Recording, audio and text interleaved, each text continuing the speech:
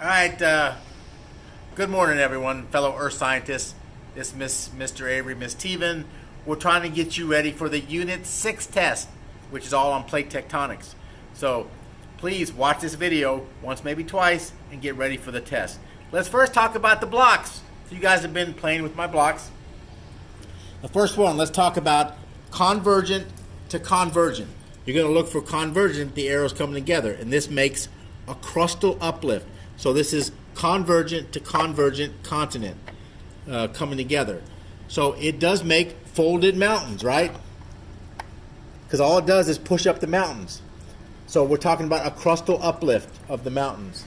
And they are colliding because it's convergent. So the two examples is the Appalachian Mountains and the Himalayas.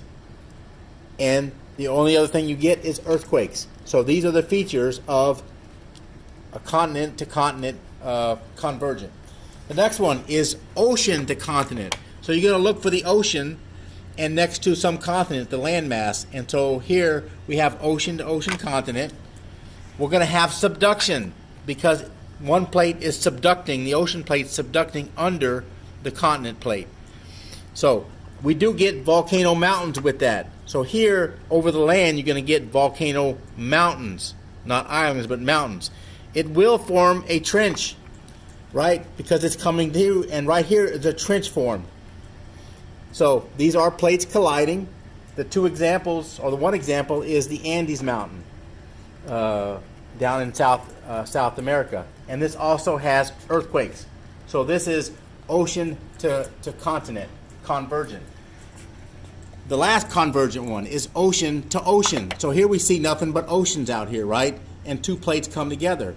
So here they're also colliding, right? And we also get subduction happening too. Subduction is happening because one plate is subducting under the other one. It does also form a trench. Because one is subducting, you get a trench formed. So here, because we're out in the middle of the ocean, we get volcano islands. Because out here, it can't be a mountain. It has to be islands. So the two examples is Japan was formed this way, and so was just Japan. So, and we get earthquakes. So every plate boundary is going to have earthquakes, EQs in there.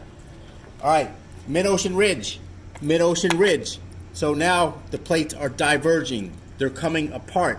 So it's a divergent boundary at the mid-ocean ridge. You always got to look for the arrows in the boundaries. So in a mid-ocean ridge, we're going to get volcanoes. So it's not an island, it's not a mountain, it's just volcanoes at the bottom of the ocean. These are plates separating. And so the seafloor is spreading because the magma's coming up, it's pushing the plates apart, it's spreading. So while it's doing that, it's making new seafloor.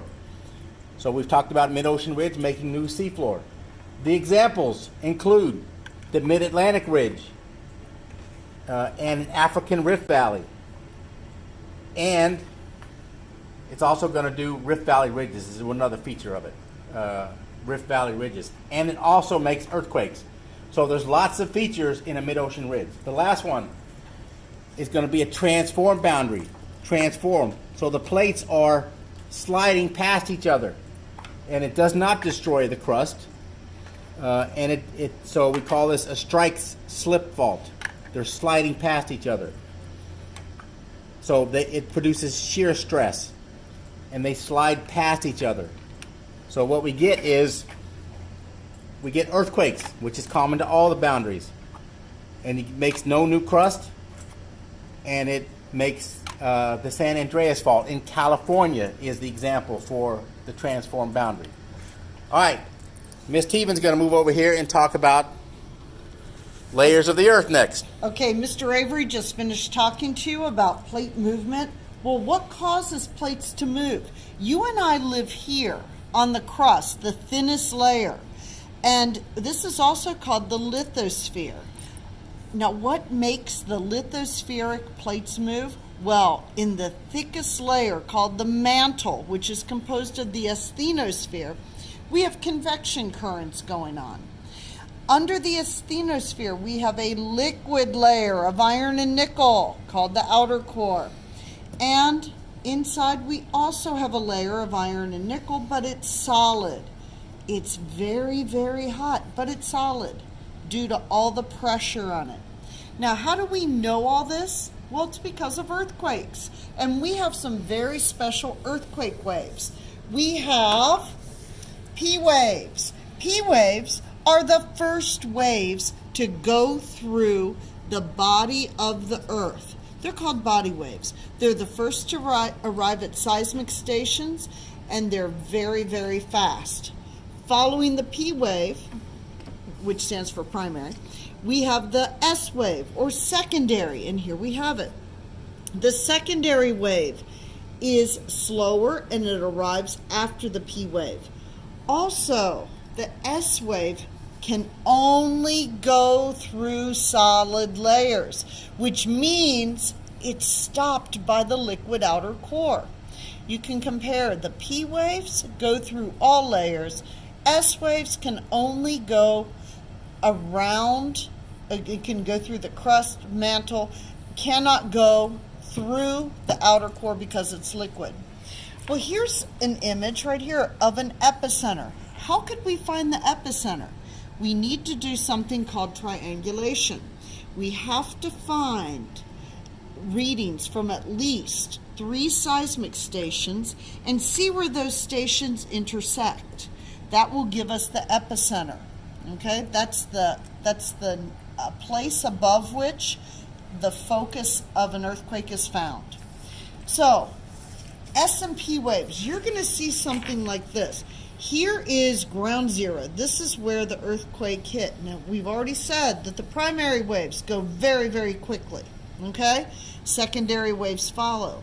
But you might get a question such as, how far will a P wave travel in 6 minutes? On your y-axis, you have travel time. Here's 6 minutes. So you go over and look, you have that S wave, that slow S wave, and the very fast P wave. You're interested in the P wave. Go over here, and this is where it intersects with the P wave data. And we see it's about 3,250 kilometers. Okay? And fossils. We understand the past by looking at sedimentary rock with fossils that we find now. Fossils can be preserved several ways. If we have a hollowed out shape, it's a mold. If that hollowed out shape ever gets filled up by maybe minerals seeping through rocks, it becomes a cast. Very rarely do we find original fossils in tar, in ice, in amber. Okay. What's very important to us in earth science are the index fossils. Index fossils give us an idea of the age of rock. We match the rock layer and these index fossils through correlation. Keep in mind, index fossils they only lived for a very short time, but they were very widespread. So Mr. Avery is going to talk to you a little bit about relative dating. All right, guys, real quick, though, just to backtrack a little bit. You do have to know the eons and the eras. You don't got to know the periods and eons, or the epochs. So the eons, you got to know 2 eons, the Precambrian eon and the Phanerozoic eon. The Phanerozoic eon is the one that's now. And the 3 eras inside there, the oldest is the Paleozoic, the Mesozoic, and the Cenozoic. The Cenozoic is now. The Mesozoic is where the dinosaurs lived. And this is one of the earlier time periods here. You got to know the eons and the eras. We're not going to try to make you learn all the periods. All right, let's move over to relative age of rocks. We talked about the law of superposition, where the oldest rock is always going to be at the bottom. And as you go up, it gets younger. So the youngest is at the top, the oldest is at the bottom. We talked about the law of cross-cutting relationships. So the layers formed in a flat line like this, but usually the intrusion or the cross-cutting happens after the layers were formed. So you can look at an example like this and figure out which one happened first and which ones happened last. So always look at which layers got formed before the cross-cutting happened. So relative age dating. We talked about principles of uniformitarianism, where things that happened today probably happened the same way in the past, like earthquakes and volcanoes and plate movements, that they're all happening the same now as they did a long time ago. The law of horizontality, where everything is deposited. First, it gets deposited in layers horizontally. Then later, maybe the plates collided and it caused them to either tilt or get compressed in an S shape like this. So you can figure out that the layers, that they didn't get formed that way as an S or tilted. They got layered out flat, and then something happened later that changed it. All right, we talked about absolute dating. So relative dating is approximately what order did things occur in. Absolute dating is an exact date. And so we talked about mostly radioactive elements and carbon, that we can date things with half-lives. So every element, like in this case, potassium-40, has a half-life, and we could read half right there is one half-life, read across, hit the line, and then read down to get the actual time, in this case in billions of years. So one half-life is a half, then 2 half-lives and 3 half-lives, and you can figure out how old things are. That's how scientists know exactly how old something is, if you have either radioactive materials or carbon in it. Okay, guys, so get ready for your test. Your test is on Wednesday and Thursday next week. Look over your notes, look over your study guide, look over this YouTube video, and be ready. No excuses. Thank you.